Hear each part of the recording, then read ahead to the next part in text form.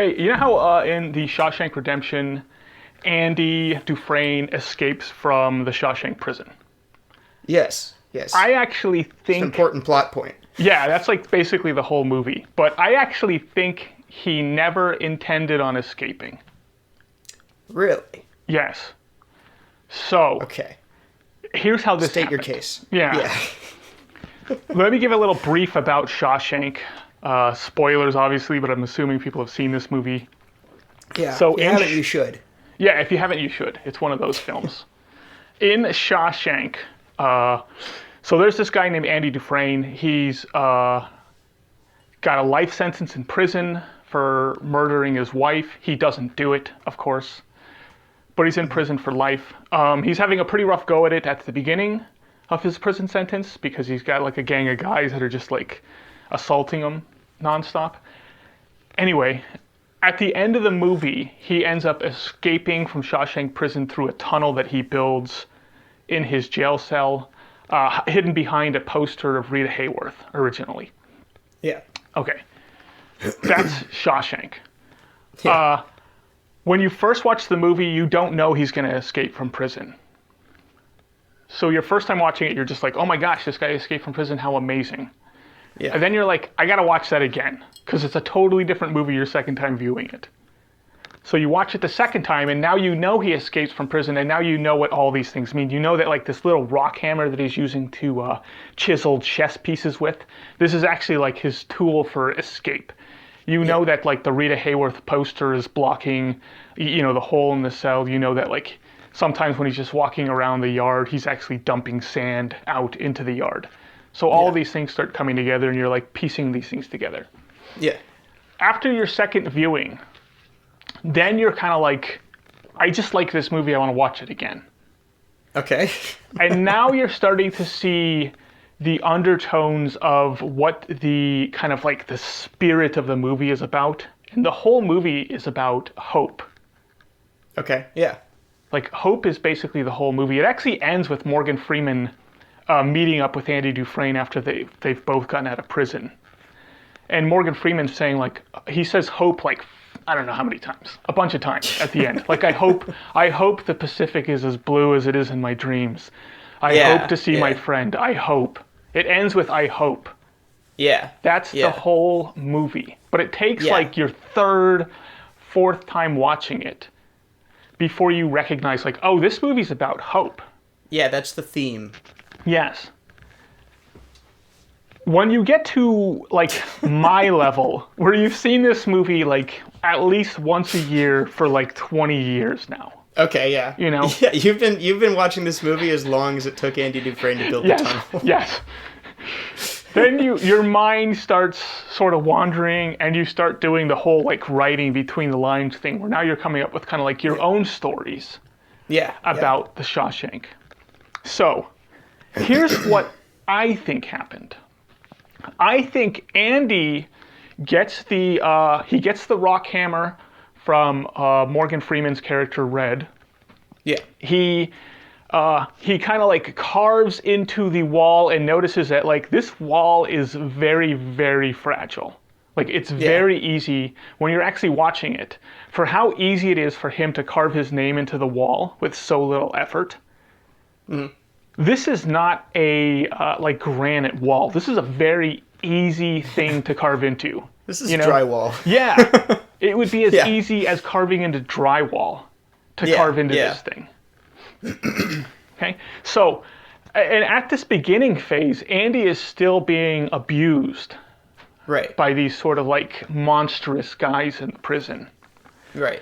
So, I think he starts carving into the thing with the intention of like, I need to get the heck out of here as soon as possible. Yeah. Before these guys end up like killing me. Yeah. What happens though is the guards of the prison learn that Andy, being a banker in his past life, actually knows all the loopholes of like the tax code and how to get away with like keeping as much of your money as possible. Yeah. Yeah. So he's now sort of like the guards, favorite inmate, and they're now protecting him. Yeah. Yeah. Okay. So I think what happened was Andy kept digging the tunnel as a pet project because it's already there. It gives him something to do. I don't see him as the type of guy who sleeps like even 8 hours a night. I see him more as a like 6 to 4 hours a night kind of guy. Yeah. Who just, and he's very kind of content with himself.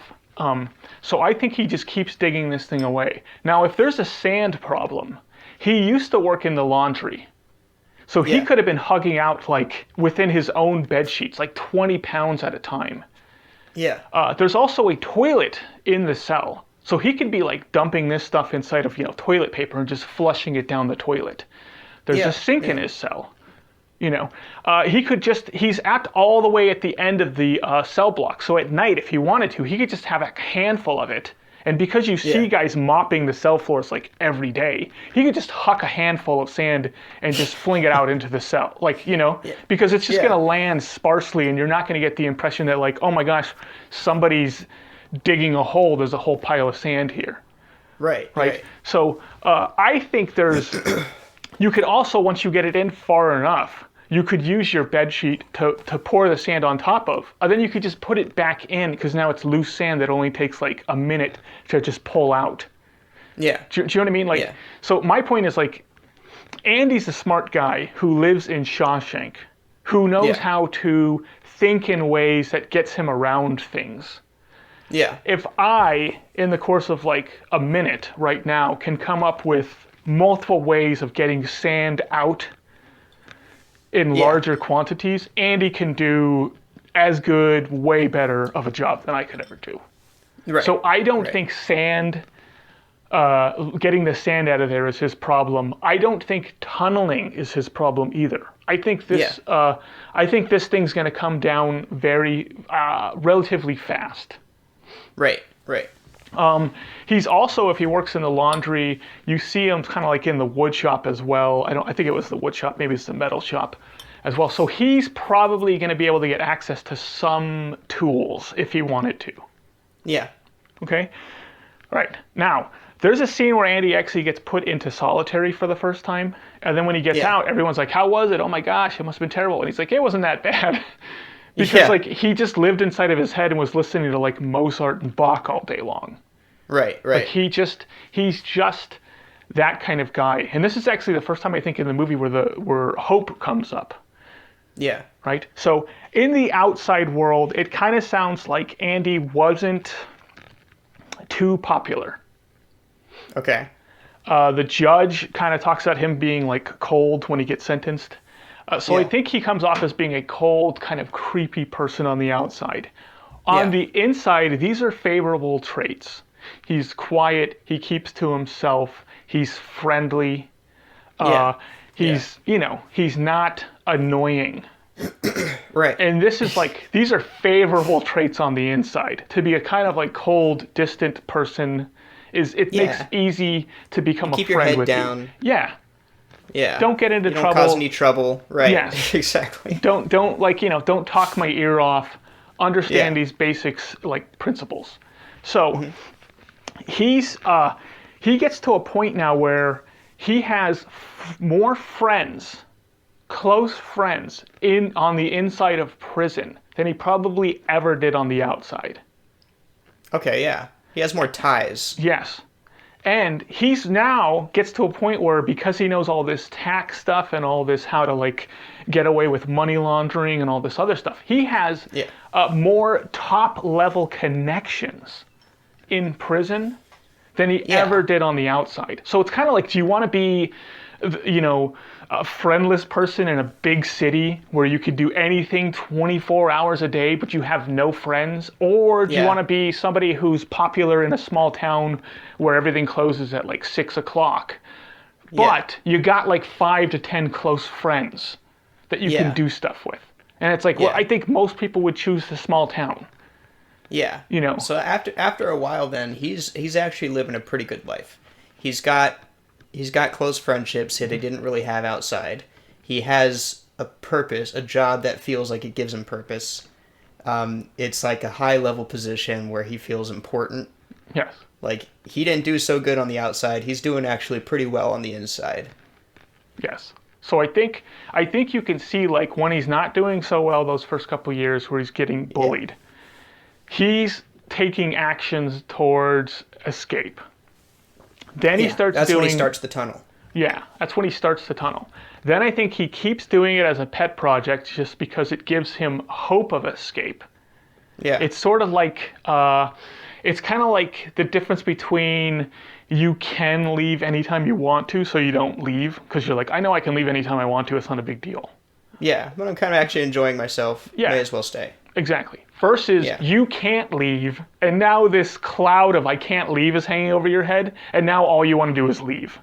Yeah. So I think Andy's doing stuff to maintain his hope of escape, of leaving Shawshank, even though anybody has that idea, like, the tunnel's there, I could always use it if I wanted to, but I'm probably never going to use it because now I'm building this library.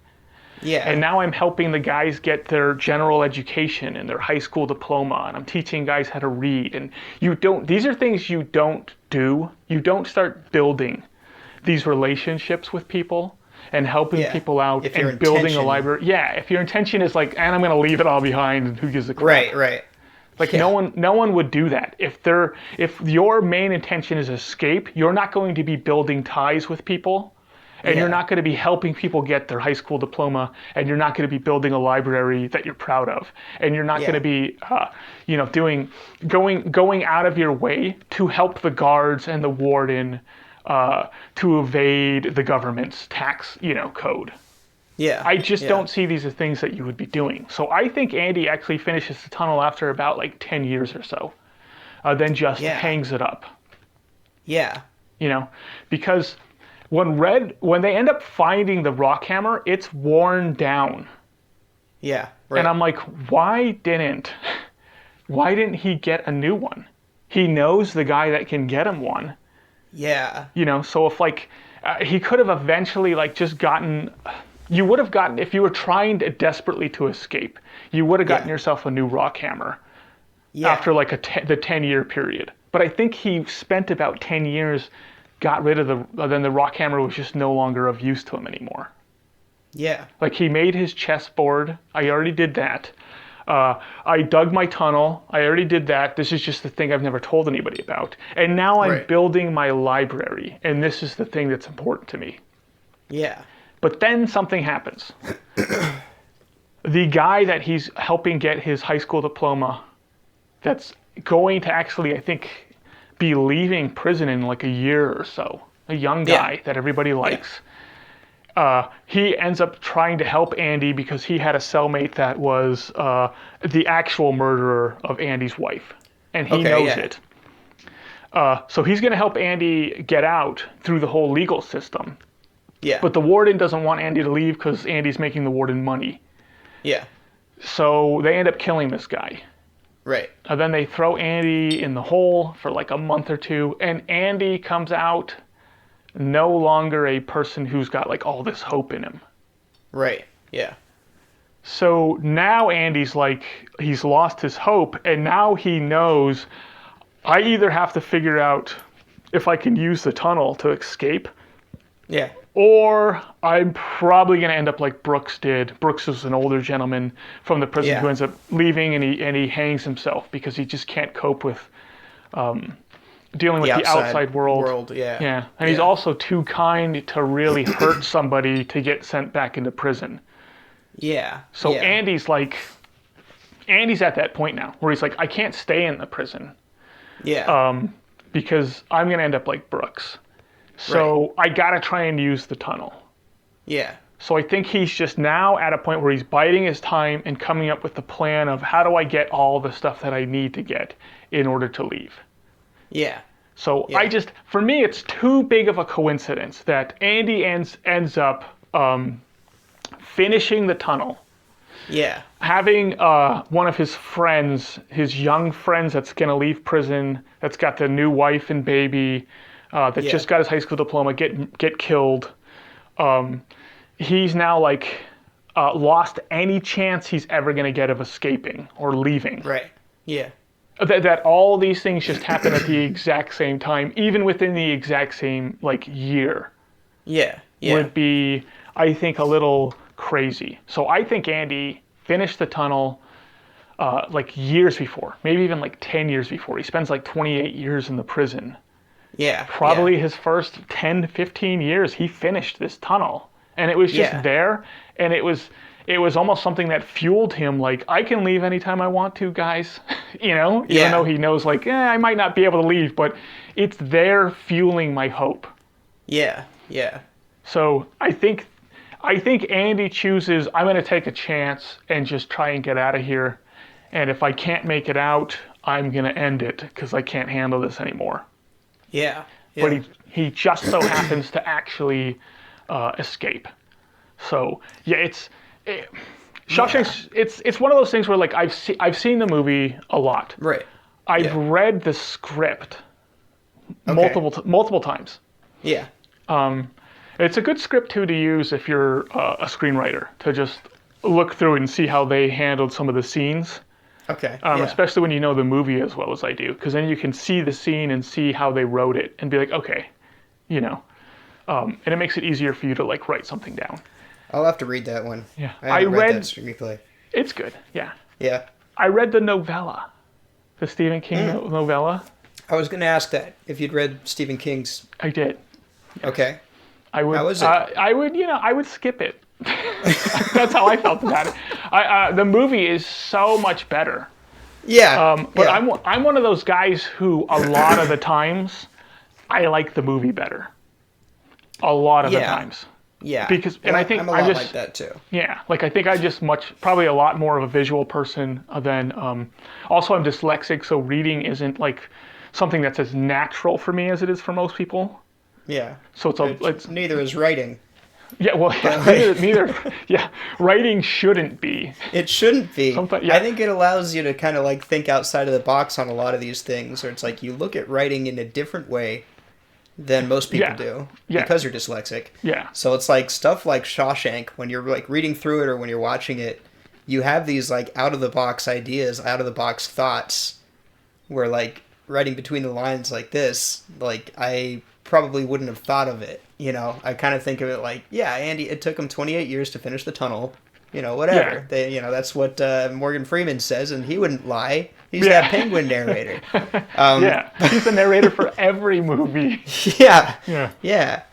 But that makes a lot of sense, though. That, like, he finished it. I like the idea of him finishing it, like, in the first, 8 years, 10 years. Yeah. And then it's like he starts building this life inside where he's like, my tunnel's finished, but, like, I almost don't even want to use it. I don't need it, really. Yeah. Like, it's kind of nice in here. And he doesn't use it until he's like, oh, like, I don't know if I want to continue my life here. Like, I think that that ship has sailed and I got to get out of here. Yeah, it's played out now, and he needs to leave. But I think prison isn't fun anymore. Yeah. But I think it's fun to do that type of stuff because it's like, maybe, like, here's the reality of it, okay? The Shawshank Redemption is not a true story. Somebody wrote it. Right. And Stephen King has his own ideas behind some of the things that aren't said on the page. Okay. And the screenwriter has their own ideas, separate from Stephen King. Right. On some of the things that happened that weren't said in the script. And the director has their own ideas. Probably, Yes. And I also have my own ideas. Then you have to now come up with this whole, like, well, who's correct? And none of us are. All of us are. I think so long as you come up with a story that makes sense, that satisfies you, that's fun, that heightens your enjoyment of something, I think that's a worthwhile adventure, and it's a good sort of, like, writing practice too, to come up with this story. Yeah. I was gonna say that it's a good exercise for a writer, because a lot of times that's kind of part of the process, and it's sort of what we're showing a little bit when we kind of go back and forth trying to come up with ideas. It's not about which idea is correct; it's about which idea is best. And it's like we'll go back and forth and try and, well, what about this? Well, what about that? And then when we come up with one that really works and that really makes sense and really sets everything into place, then it's like, okay, that's what we do, and that's what we move forward with. Yeah. And that's kind of what writing between the lines is, where it's like, this is what makes sense for me, for Andy Dufresne, where it's like, if I were writing it, this is how I would have written it, where Yes. everything falls into place. Yes. I like that. Yeah.